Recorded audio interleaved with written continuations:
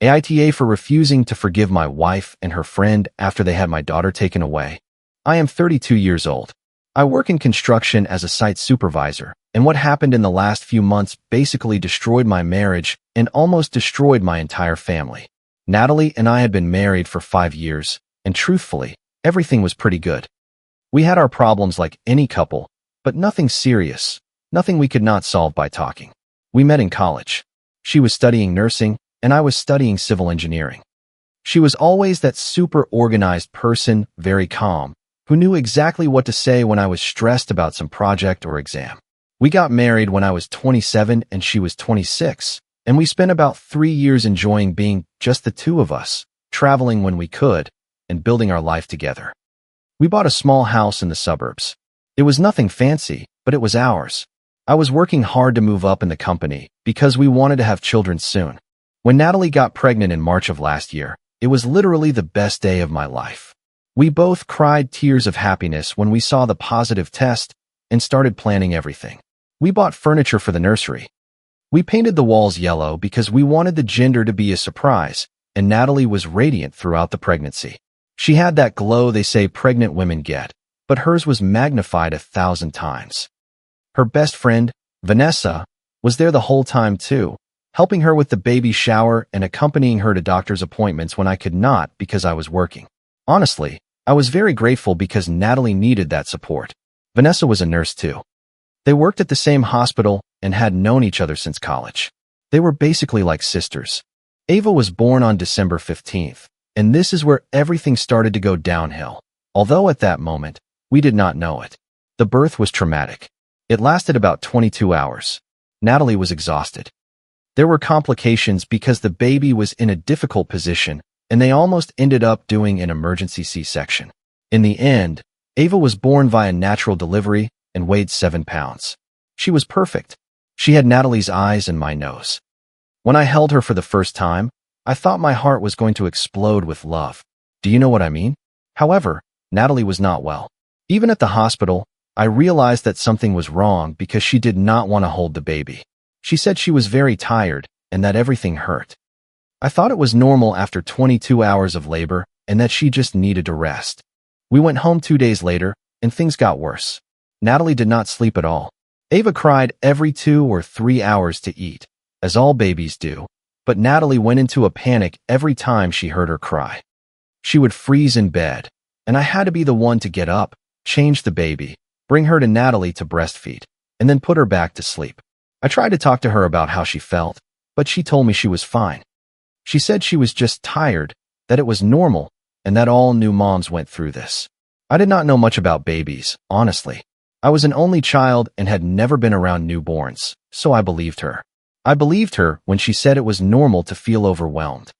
I believed her when she cried at 3 o'clock in the morning saying she was a bad mother. I believed her when she asked me to leave her alone because she needed space. About 3 weeks went by like this, and I was exhausted. Besides getting up all night with Ava, I had to work during the day. My boss had offered me a big commercial project that required overtime, but meant a considerable bonus. We desperately needed that money because the medical bills and baby expenses were much higher than we had calculated. I talked to Natalie about accepting the project, and she told me to do it. She said Vanessa could come to help her during the day while I worked. That was what we did. I accepted the project. I started working from 7 o'clock in the morning to 8 o'clock at night almost every day, and Vanessa started coming to the house around 10 o'clock in the morning and stayed until 6 o'clock or 7 o'clock in the evening. At first, it seemed like it was working. Natalie looked a little better when I got home. Vanessa always had dinner ready or had cleaned the house, and I thought, thank God she has a friend like that, because I could not handle all this alone. Then I started noticing weird things. Natalie would get tense when I arrived, as if she had been waiting for me to appear just to accuse me of something. She would ask me questions like, exactly what time did you leave the site? Why did it take you 35 minutes to arrive if the drive is only 30? Who were you talking to when I called you and you did not answer? I explained to her that I was in meetings, that there was traffic on the freeway, or that my phone was on silent because I was at the site supervising and the noise was too loud. She did not seem satisfied with my answers.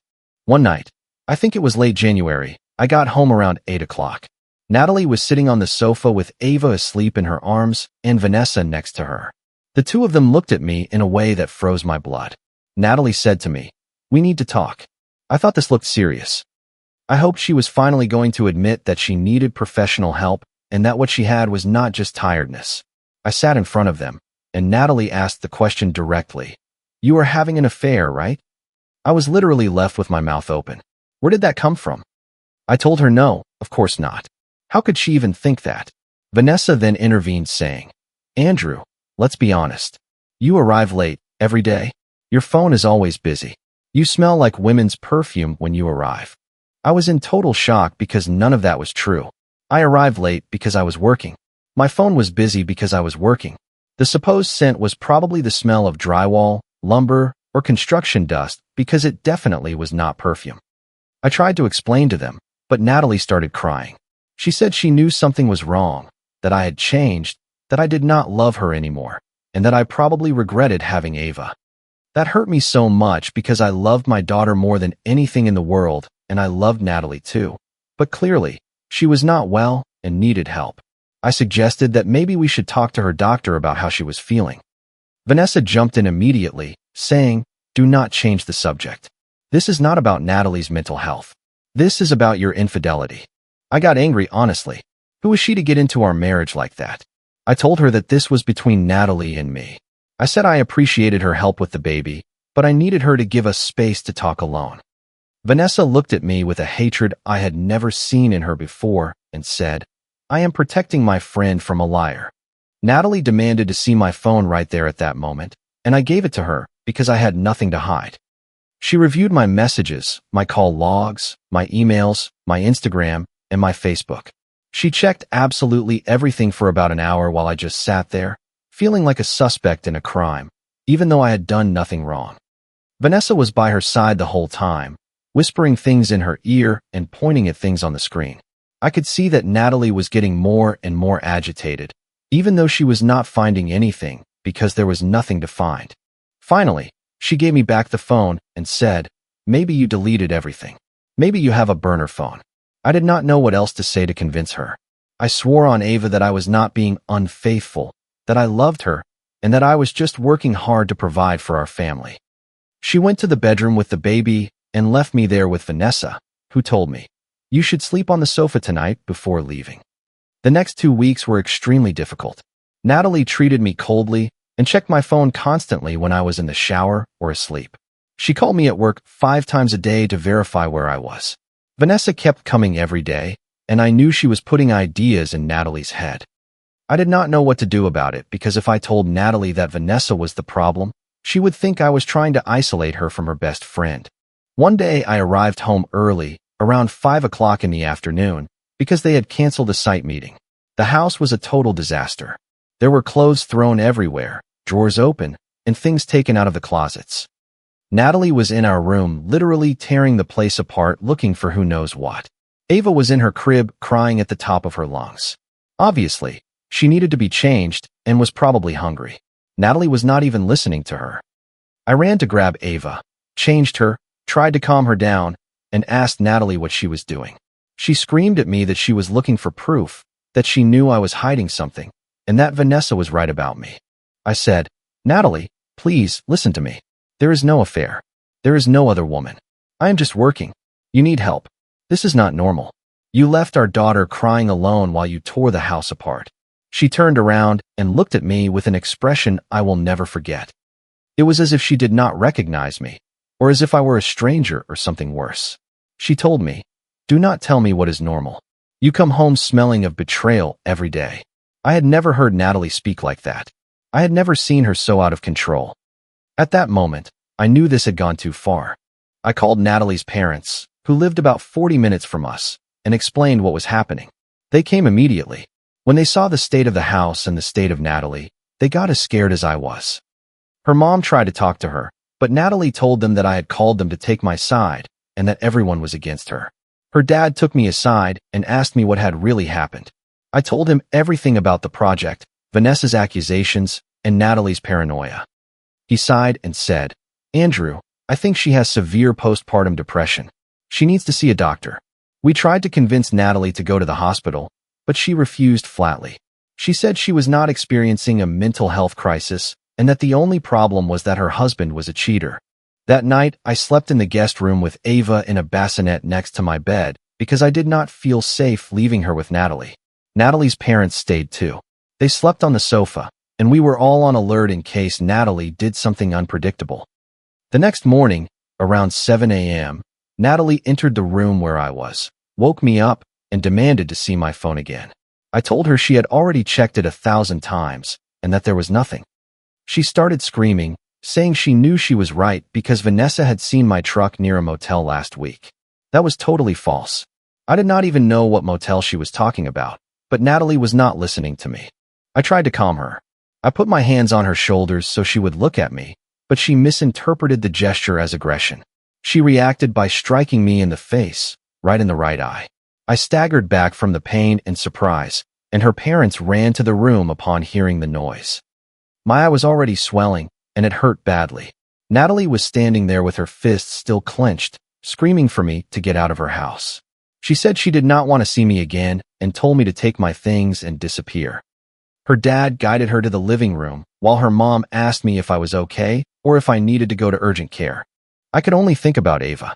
I could not leave her there with Natalie in that state. I could not risk anything happening to my baby. I made the hardest decision of my life at that moment. I grabbed Ava, put some of her things in a diaper bag, and told Natalie's parents that I was taking her to my parents' house until Natalie received professional help. Natalie heard that and came running. She tried to take Ava from my arms, and her dad had to intervene while I left the house. She was screaming that I was kidnapping her daughter. I felt as if my heart was breaking into 1,000 pieces because this was not Natalie. This was not the woman I had married. This was a mental health crisis and Vanessa's manipulation transforming her into someone unrecognizable. I drove to my parents' house with Ava crying in the car seat and me crying too. How had my life come to this?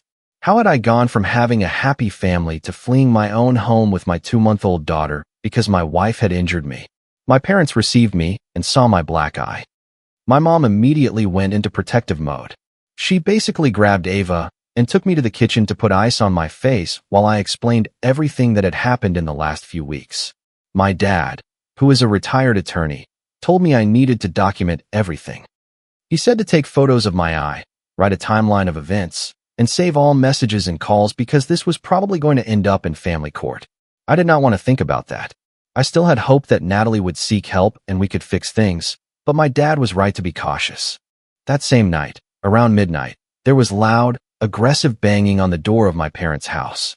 My dad went to open it, and there were Natalie and Vanessa. Natalie looked unstable. Her hair was messy, her eyes were red from crying, and Vanessa had an expression of satisfaction that gave me chills. Natalie demanded that I return Ava immediately, claiming I had no right to take her. Vanessa added that if we did not hand the baby over, they were going to call the police to report a kidnapping. My dad, remaining super calm, explained to them that I was Ava's father and had every legal right to have her with me, especially considering the physical incident that morning. He told them that if they wanted to call the police, they could go ahead, but the officers would see my black eye, and Natalie would have to explain that. Vanessa got furious and started screaming at my dad that we were a family of manipulators and that we were isolating Natalie from her daughter. Natalie just cried, saying, "Ava needs me. She has to breastfeed." I told her I had bought formula and Ava was fine. I said she could continue seeing her daughter, but she needed to see a doctor first. Natalie screamed at me that I was the one who had driven her to this point with my infidelity. My neighbors started turning on their porch lights because of the commotion.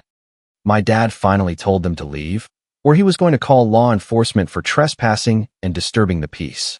Vanessa grabbed Natalie, and they left. However, Vanessa looked at me before leaving and said, "This does not end here. You are going to pay for destroying my friend." The following days were a madness of messages and calls from Natalie, Vanessa, and Natalie's parents trying to mediate. I maintained my position. Ava was staying with me until Natalie sought professional help. I hired a family law attorney because my dad insisted, and we started the process to request a temporary protection order against Natalie and especially against Vanessa, who was clearly escalating the situation. We documented everything, including the harassing calls, the threatening messages Vanessa had sent me, the injury to my eye, and the statements from Natalie's parents about the state of the house that day. It was depressing to have to do all that against my own wife, but I had to protect Ava. About 2 weeks passed, and according to Natalie's parents, she was getting worse. She was not eating and barely sleeping. She spent the whole day crying for Ava. When they suggested going to the doctor, she said the only thing she needed was to get her daughter back whom her unfaithful husband had taken. Vanessa kept going to the house every day, supposedly to support her, but I knew the only thing she was doing was feeding Natalie's paranoia and rage. Natalie's parents called me desperate, asking me to let them see Ava. They said that maybe if Natalie saw the baby, she would calm down. My lawyer advised me not to do it without supervision and appropriate legal documentation. On a Tuesday afternoon, February 18th, I received a call from the hospital where Natalie worked. They told me Natalie had suffered a breakdown at work. They had found her in the staff bathroom, crying hysterically and making concerning statements about her safety. They had admitted her to the psychiatric unit for a 72-hour hold and evaluation. I felt a knot in my stomach. On one hand, I was relieved that she was finally going to receive help, but on the other hand, it destroyed me to know that the woman I loved was suffering so much. I went to the hospital that night and left Ava with my parents. When I arrived, Natalie's parents were in the waiting room, devastated. Her mom hugged me, crying, and told me, "I am sorry, Andrew. We should have insisted more that she seek help sooner." The doctors did not let me see her that night because she was sedated, but the next day, I was able to talk to her psychiatrist. He was a very kind doctor who explained to me that Natalie had severe postpartum depression with psychotic features. He explained it was a serious but treatable condition and that she was probably going to need medication and intensive therapy for several months. I told him everything about Vanessa and the infidelity accusations. The doctor sighed and said it was common for patients with this condition to be extremely susceptible to external suggestions. He explained that their minds were already in a vulnerable state, and any seed of doubt could turn into complete paranoia. I felt so guilty.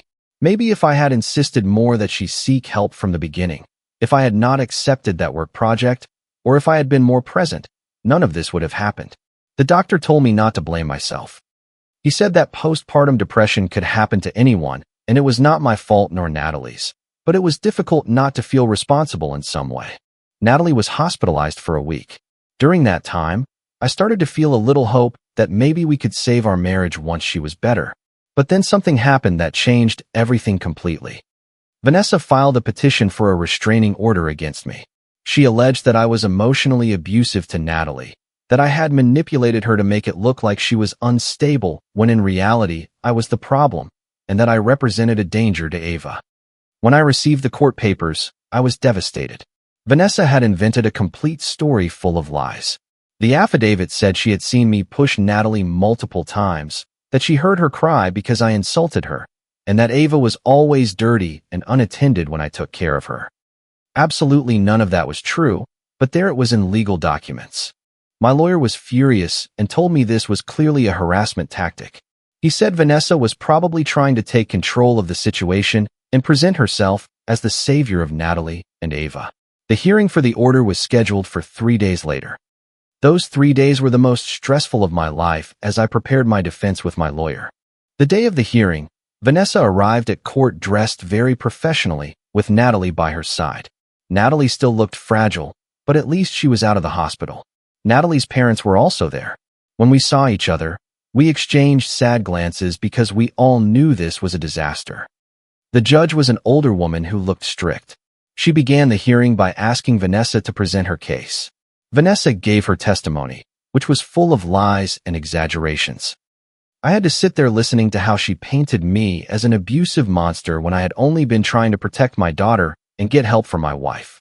When it was my turn to speak, my lawyer presented all the evidence we had collected, the photos of my black eye, Vanessa's threatening text messages, the midnight phone logs, the written testimony from Natalie's parents about the state of the house the day of the incident, and the hospital reports on Natalie's admission.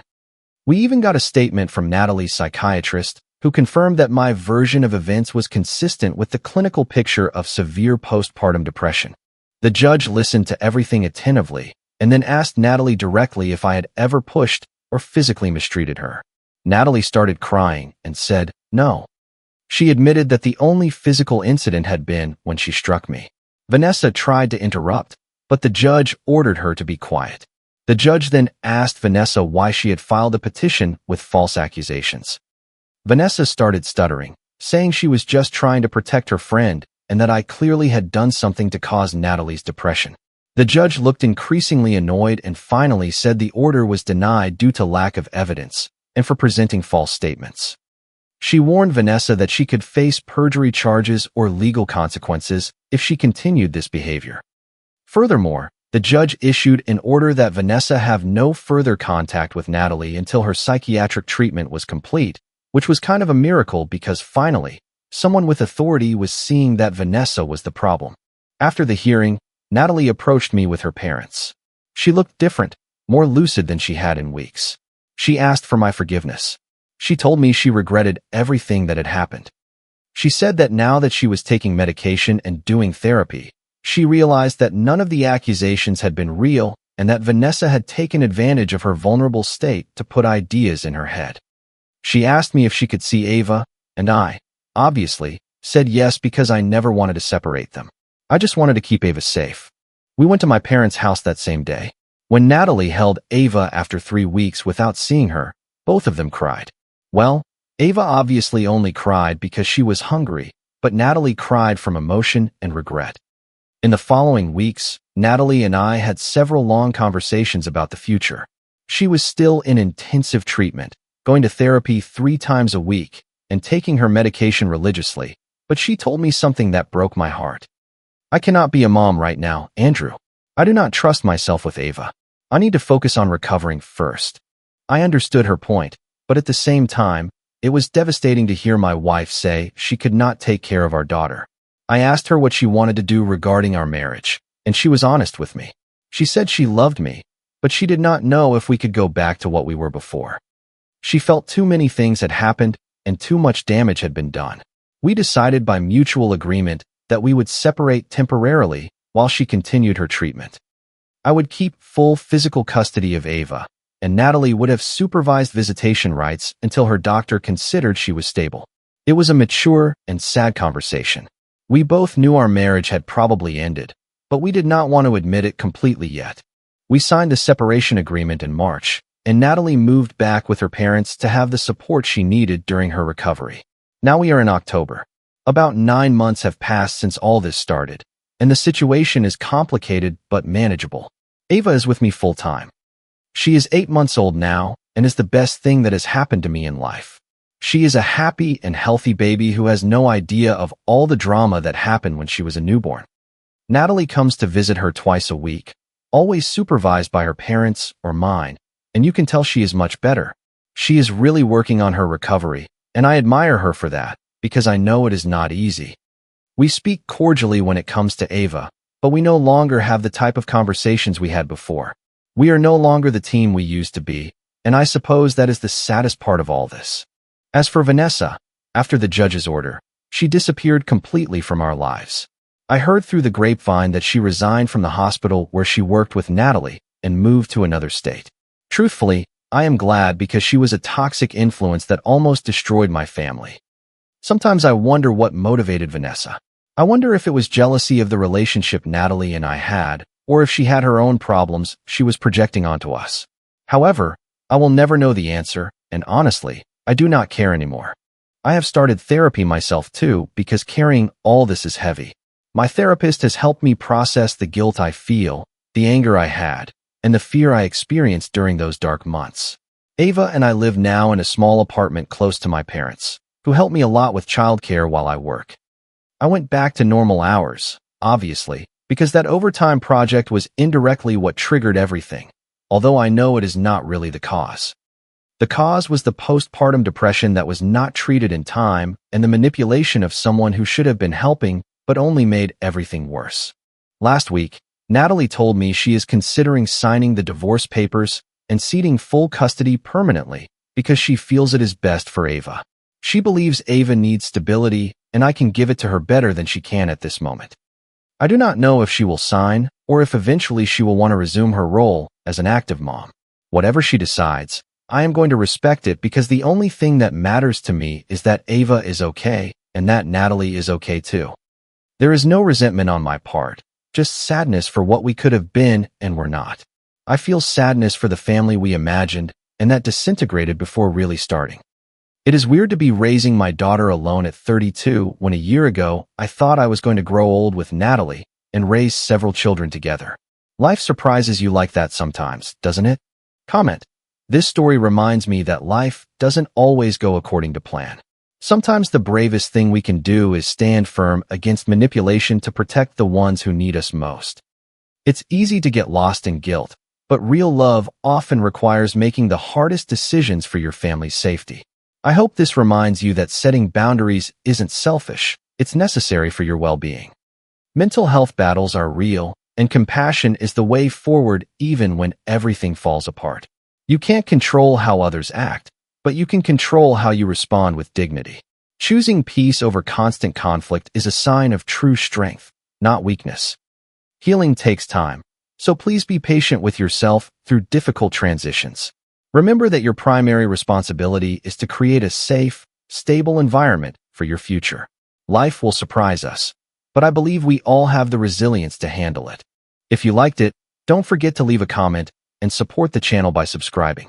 See you in the upcoming stories.